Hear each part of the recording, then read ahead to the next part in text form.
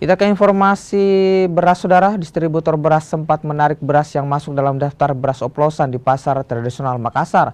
Para pedagang di pasar bilang menarikan beras yang masuk dalam daftar oplosan dilakukan produsen dengan alasan kadar beras yang tidak sesuai.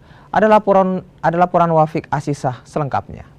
Terkait dengan temuan beras oplosan di Makassar, Sulawesi Selatan, secara resmi dari beberapa instansi terkait belum menemukan berdasarkan monitoring yang sebelumnya dilakukan oleh Dinas Perindustrian Provinsi Sulawesi Selatan dan Bulog. Namun dari wawancara kami bersama beberapa pedagang yang ada di Pasar Pabayeng-Bayeng, Kota Makassar ini, sebelumnya di tanggal 14 Juli kemarin salah satu produsen beras datang ke pasar ini, mendatangi kios-kios dan juga mengambil dan juga menarik beberapa kemasan beras premium, ditarik. Kemudian sehari setelah proses penarikan dari produsen beras ini, produsen beras menggantinya dengan kemasan yang baru. Kalau untuk saat ini belum ada sih beras oplosan. Maksudnya misalnya kayak beras dicampur begitu.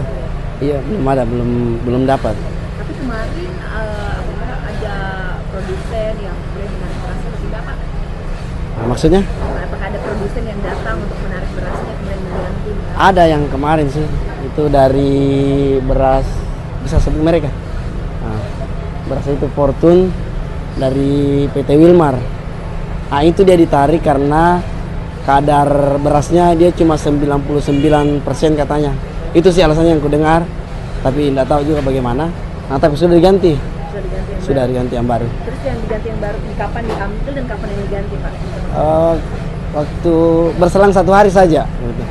Waktu hari diambil hari Senin, digantinya Selasa, begitu. Minggu lalu ya, Pak, itu atau minggu ini? Kemarin berarti. Kemarin, ya? Iya. Sudah sempat terjual yang sebelum diambil itu atau bagaimana, Pak? Belum ada sih yang terjual, karena baru juga masuk barangnya. Belum ada yang terjual.